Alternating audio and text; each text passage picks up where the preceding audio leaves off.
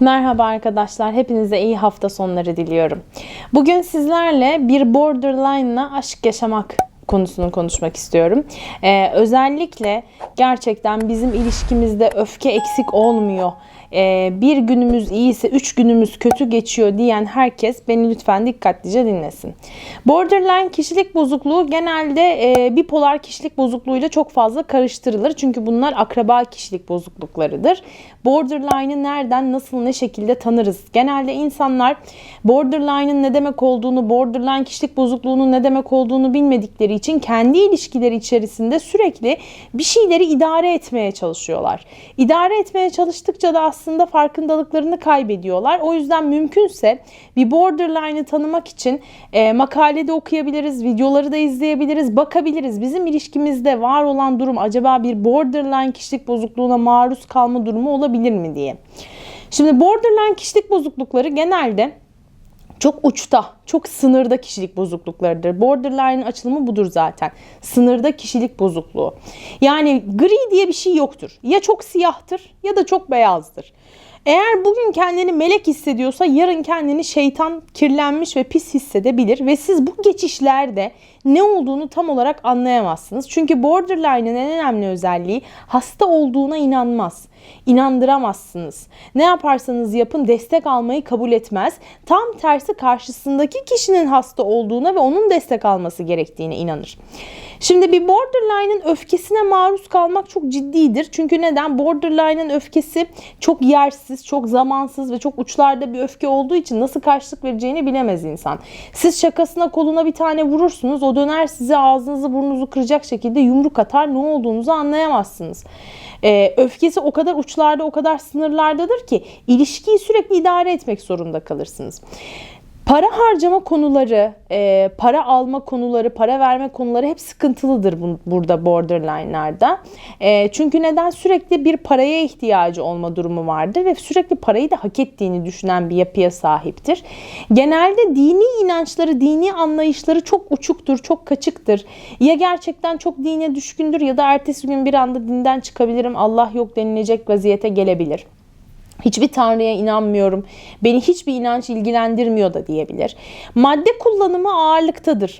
Bağımlılıkları vardır. Ya ciddi manada sigara bağımlılığı vardır ya da ciddi manada madde bağımlılığı vardır.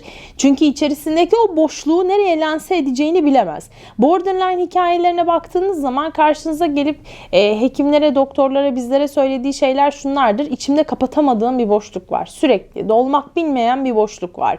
Ve bizler genelde bunu ilk anlatım itibariyle ilk anemnez alırken bunun bir depresyon görüntüsü vardır. Dolmak bilmeyen bir boşluk, sürekli umutsuz hissetme, sürekli mutsuz hissetme. Fakat bu bir 5 dakikalık da olabilir, 5 saatlik de olabilir, 5 günlük de olabilir.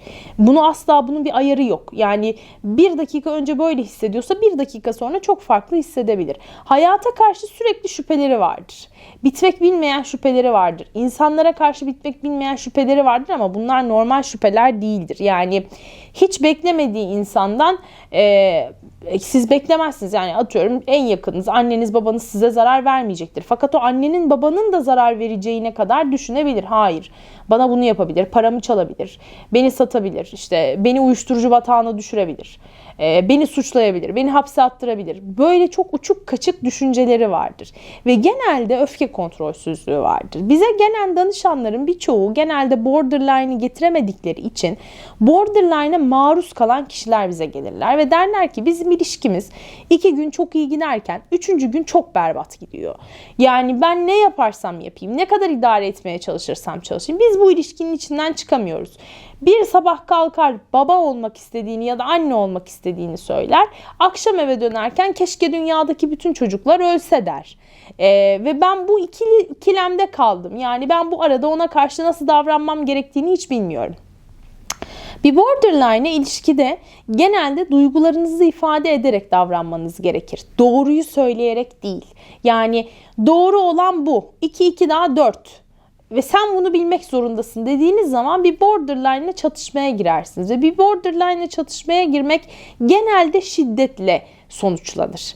Çünkü onlarda empati kurma yeteneği olmadığı için kendisini şiddetle ifade eder. Ya eşya kırarak ifade eder, ya size saldırıp vurarak ifade eder, ya da kendine zarar verme eğilimiyle ifade eder. Çünkü altını çizerek söylüyorum, borderline hastalığı dünyada en çok intihar eden vakaların görüldüğü hastalıktır. İntihar oranı en yüksek kişilik bozukluğudur. İntihara meyillidirler, intihar etme düşüncesindedirler. Şöyle bir şey yok, yani yıllardır intihar etmeyi düşünüyor deniyor ama edemedi. Yok, bu bizim için çok önemli bir veridir. Biz genelde intihar düşüncesi var mıyı sorarız. Çünkü intihar düşüncesi varsa orada eylemi de var demektir. Eylemi de olacak demektir eğer bunu ifade ediyorsa. O yüzden mümkün olduğunca borderline'larla çatışmak yerine duygunuzu ifade ederek, bana böyle davrandığın için kendimi çok çaresiz hissediyorum. Kendimi kötü hissediyorum. Senden korkmuş hissediyorum. Senden kaçmayı düşünüyorum. Kaçma eğiliminde olduğumu hissediyorum. Genelde hislerinizle cevap verin. Sen bu hareketi yaptın çünkü bu yanlış demeyin. Çünkü onun için o yanlış değil. Siz kendi doğrularınızı ona dayatmaya çalışıyorsunuzdur onun için. Siz ona kalkıp dersiniz ki ya lütfen artık bir destek alalım, yani böyle olmuyor, bizim ilişkimiz böyle yürümez, böyle gitmez dediğiniz zaman, çünkü ilişkiyi sen yürütmek istemiyorsun. Çünkü sen beni terk etmek istiyorsun. Şimdi en önemli noktaya geldik. Borderline'ın hayattaki en büyük korkusu terk edilmektir arkadaşlar. Eğer bir ilişki içindeyseniz, karşı tarafın borderline olduğundan şüpheleniyorsanız ilk bakmanız gereken nokta terk edilmekten ne kadar korktuğudur. Terk edilmek onlar için dünyanın en korkunç şeyi. Terk edilebilme korkusuyla her şeyi yapabilirler. İntihar da edebilirler terk edilmemek için. Terk edilmemek için terk de ederler. Terk edilmemek için şiddet gösterir, yalan söyler. Aslında bütün mesele terk. Çocukluk yaşantılarına baktığımız zaman ya anne baba ile alakalı doğru bir evde, yani doğru bir ilişki içinde büyümemiştir. Anne ile baba ile ilgili ciddi problemleri vardır. Ya şiddete maruz kalmıştır. Ya da gerçekten paranoid biriyle ya da paranoyak bir düşünce içerisinde büyümüştür. Bütün bunlar belirli etkenlerdir. Fakat terk edilme korkusu çok yüksek olduğu için borderline'da, kalkıp bir borderline'ı terk edilmeyle itham ederseniz, seni terk edeceğim gibi bir şey söylerseniz, gerçekten orada işin içinden çıkılmaz bir hal alabilir. Çünkü bir borderline'ı terk etmek için de bizim önerimiz yardım almanızdan yana. Kadın cinayetlerinin özellikle Türkiye'de şu dönemde çok artmasından sonra, bunları da üzülerek söylüyorum ama bir takım farkındalığa sahip olmamız gerekiyor. Yani kadının da erkeğin de, çünkü şiddet sadece kadına özgü bir şey değil, erkeğe de özgü bir şey değil, insana özgü bir şeydir, evrensel bir şeydir bu. Bu anlamda birbirimizi koruyabilmek adına aslında bilinçlenmemiz gerekiyor. Bir borderline'ın bu kadar fazla davranış stilinin değişik olmasının sebebi terk edilmekse eğer, o zaman demek ki bizim burada yapmamız gereken şey destek alarak terk etmek, destek alarak ilişkiyi sonlandırmak, ilişkiyi destekle bitirmek. Bu ilişkinin içinden çıkamadığınızı hissettiğiniz zaman da ben yardım almayı düşünüyorum, yardım almam gerektiğini hissediyorum, senin de yardımına ihtiyacım var diyerek kendi yanınızda birazcık onu da bize sürüklemeye çalışabilirsiniz diye düşünüyorum. Yapabilmeniz için de, böyle bir şeyi başarabilmeniz için de, eğer hislerinizle ben çok çaresiz hissediyorum ve aciz hissediyorumla başlarsanız eğer, mutlaka o konuşmanın sonu da bizim yanımızda bitecektir diye düşünüyorum. Bir borderline'la aşk yaşarken bunun farkına varmadığınız için yaşadığınız duygunun çok mükemmel olduğuna inanacaksınız. Çünkü bir gün çok sadıksa, İkinci gün hiç sadık değildir. Fakat o arada yapmış olduğu şey, yapmış olduğu davranış onu üçüncü gün felaket derecede pişman edecektir. Ve kapınıza her seferinde pişman şekilde gelecektir. Ağlayarak gelecektir. Bütün kötülükleri yapıp kapıdan tam çıkarken ayağınıza yapışıp ne olur beni bırakma, yalvarırım beni terk etme, ben sensiz yaşayamam, sensiz ölürüm. Bunun gibi bir duygu durumla karşılaşıyorsanız, böyle bir davranışa maruz kalıyorsanız, çok yüksek ihtimalle bir borderline'la aşk yaşıyorsunuzdur. Mümkün olduğunca destek almaya çalışın, yardım almaya çalışın. Bir borderline'la bir gün yaşamak dünyanın en zor şeyidir. Çünkü duygu durumları saniyesi saniyesine uymadığı için, her saniye farklı bir şey hissettiği için siz o geçişlere çok fazla ayak uyduramazsınız. Çünkü siz bunu ışık hızında bir tren gibi düşünün. O trene herkes binemez. O trenden herkes tabii ki sapasağlam da çıkamıyor psikolojik olarak bindiği zaman.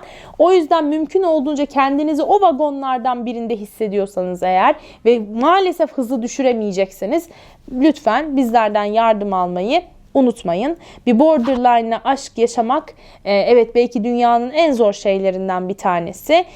İlişki yürür mü diye çok sorular soruyorsunuz bana. Evlilik olur mu? Çocuk olur mu? Bir borderline'ın dizginlenmesi gerekiyor. Bunun için de bazen çok ciddi ilaç kullanımlarına ihtiyaç duyulabiliyor. O yüzden mümkün olduğunca önce bir psikiyatre yönlendirip aylık rutinlerini, depolarını, ilaçlarını aldıktan sonra o geçişleri birazcık indirgedikten sonra, daha pasifize ettikten sonra ilişki devam ettirilebilir. Ama bütün borderline'lar için bu geçerli değil arkadaşlar. Hepinize çok teşekkür ediyorum. Tekrar görüşmek üzere. Kendinize çok iyi bakın. Hoşça kalın.